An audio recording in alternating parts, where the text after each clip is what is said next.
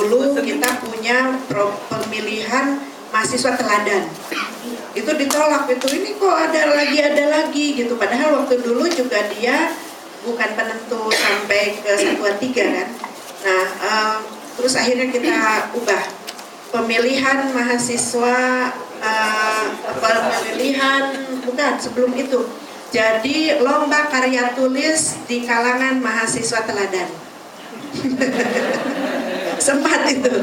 Kemudian itu berlangsung beberapa tahun, akhirnya ketemu mahasiswa berprestasi. Nah, sekarang tidak pernah diutak-utik lagi karena tidak menarik. Yang menarik itu sarana prasarana. Ya, hati-hati itu Bapak dan Ibu. Oke, kemudian ya syukur kayaknya dalam waktu dekat juga akan ada lagi ya KBK di UNED. Saya yakin akan lebih baik. Kemudian IPK tidak jadi satu-satunya indikator. Sebenarnya tetap akan dijadikan indikator, tetapi karena tadi kita sudah berorientasi kepada kewirausahaan dan learning outcome, jadi nanti bantu akan berubah Pak.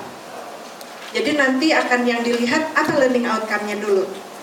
Kalau kita learning outcome-nya begini, kemudian melihat kurikulumnya kok kuliah melulu gitu kan, tidak ada studi kasus, tidak ada kelapangan dan sebagainya, itu pastilah tidak bagus akreditasinya gitu kan. Jadi akan disesuaikan. Kalau keinginannya membuat donat Jeko, kenapa prosesnya kayak donat kampung gitu kan, yang keras gitu kan, dan sebagainya, itu nggak akan match gitu. Nah, itu pasti ada salah di dalam proses sehingga akreditasinya juga akan tidak bagus. Alhamdulillah ini lagi baik-baiknya komunikasi dengan Ban PT, jadi hampir tiap minggu ada aja ketemu sama Ban PT, sehingga nanti kita juga setelah permen ini keluar tentang akreditasi, kita akan bicara lagi. Karena Ban PT yang sekarang ini juga belum bisa mengikuti Undang-Undang Nomor 12. Karena dia waktu dilantiknya sebenarnya setelah undang-undang itu hadir, datang, tetapi belum disosialisasikan. Jadi kadung dilantik. Dengan demikian, tusi dari majelis Ban PT yang saat ini harus diubah. Karena mereka tidak akan mendirikan LAM selagi dia tidak punya tusi untuk merekomendasikan LAM kan. Nanti sekalian itu learning outcome dan sebagainya, tapi sudah paham. Kemudian entrepreneur oriented itu salah satu yang akan kita lakukan, kecuali di learning outcome-nya tidak pernah Bapak sebutkan ada entrepreneurship. Jadi tidak akan salah, Ban PT tidak akan menyinggung entrepreneurship ketika learning outcome-nya kita tidak menyebutkan itu. Karena yang akan menjadi acuan Ban PT adalah speknya.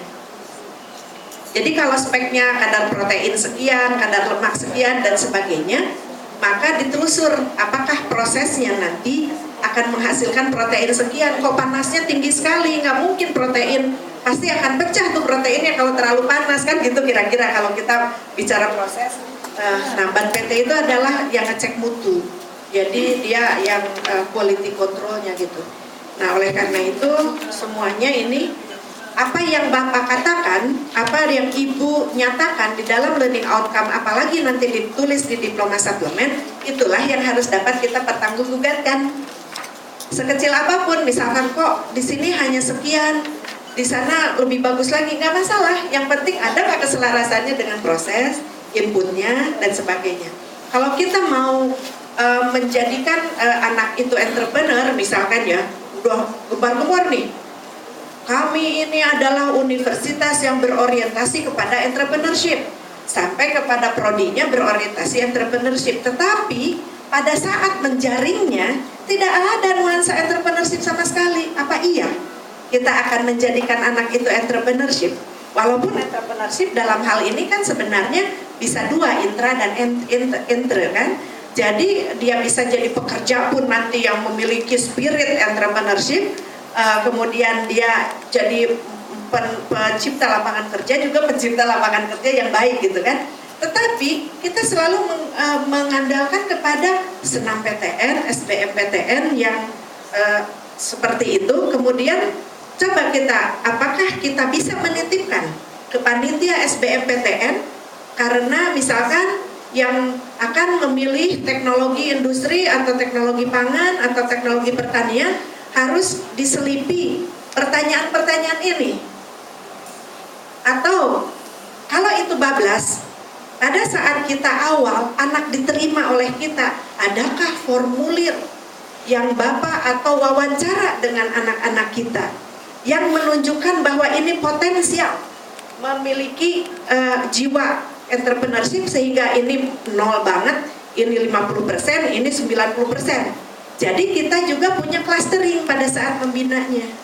Mungkin ini perlu pelatihan dulu, yang ini nggak perlu, yang ini perlunya dikasih implementasinya saja dan sebagainya.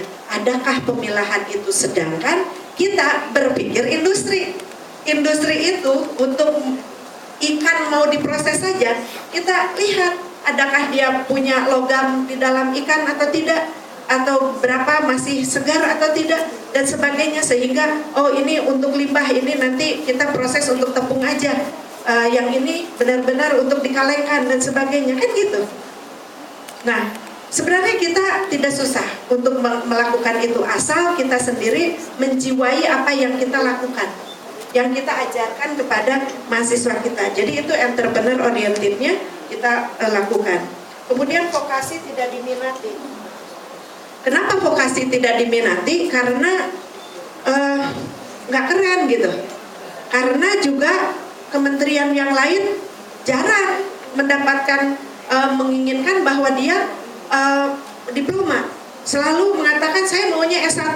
Bahkan di tempat saya ada loh yang dari biologi. Buat apa? Saya bilang saya nggak perlu kok biologi di sini. Yang perlu tuh mungkin saya adalah sarjana teknik. Karena apa? Di sini banyak analisa. Jadi technical thinkingnya tuh tinggi gitu. Apalagi nanti dihadapkan dengan proyek-proyek pengadaan dan sebagainya, dia harus tahu persis membangun rumah sakit dan sebagainya. Dialah yang akan ke depan, kan gitu.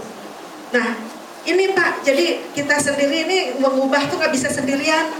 Jadi dari Menpannya kita juga, untung Menpan cepat menanggapi tentang KKRI itu, sehingga nanti saya bilang tidak lagi dibutuhkan sarjana administrasi bisnis, yang administrasi niaga boleh masuk enggak gitu. Kan apakah nggak lebih baik yang dibutuhkan dengan kompetensi ini, sehingga siapapun yang memiliki kompetensi itu kan bisa kita uji gitu. Kemudian perlu dirubah, nanti penilaian akan dirubah. Kemudian diploma 4 kenapa ada Pak? Karena gini, hampir nantinya itu Pak, kecenderungan dunia, ini dunia di tataran internasional, orang itu harus punya sertifikat. Bahkan sekarang ngajar pun kita sudah punya sertifikat dosen ya.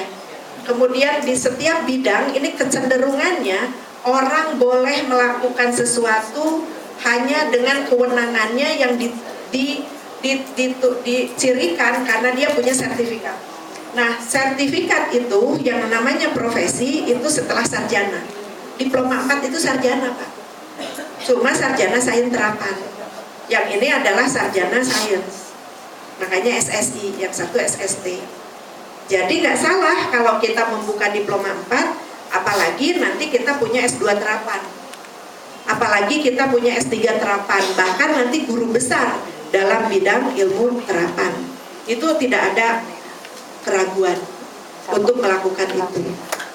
Dan kelihatannya kita saatnya kita berubah Pak. Nah, tergantung kita nanti, kalau misalkan seperti Politeknik Manufaktur Bandung, semester 5 habis Pak, sudah ditek semua tuh anaknya, 100% terserap. Sekarang Sampurna USBI, Universitas Siswa Bangsa Indonesia, yang tadinya sekolah tinggi pendidikan, STKIP Sampurna, itu dia benar-benar punya roadmap bagaimana dia jadi guru. 70% mereka terserap. Karena apa? Dia dari tingkat 1 sudah dikenalkan sekolah, dia sudah bekerja di sekolah, di tingkat 2-nya jadi pembantu, tingkat 3-nya dia jadi asisten guru, tingkat 4-nya dia sudah meneliti tentang keguruan. Jadi kalau dia sudah dikenalkan dengan user, berebut Pak guru itu. Padahal guru coba dari STKIP manapun banyak sekali. Sekarang itu oversupply sebenarnya. Nah, oleh karenanya tergantung kita nih mau memproses seperti apa. Sehingga kalau saya sih selalu berfalsafah, ada gula ada semut. Jadi apapun nanti, apalagi levelingnya sudah jelas, untuk dunia kerja itu diploma 4 itu adalah level 6, maka kalau kita punya profesi tertentu, misalkan profesi untuk proses bioindustri gitu misalnya, bisa saja kan ada yang seperti itu, sehingga kewenangan dia adalah menangani dari hulu sampai hilir untuk suatu proses, dia jaminannya gitu. Kemudian Pak Anang, teknologi pangan nih, teknopreneur perlu dilanjutkan, saya setuju, dan ya, mohon doanya saja agar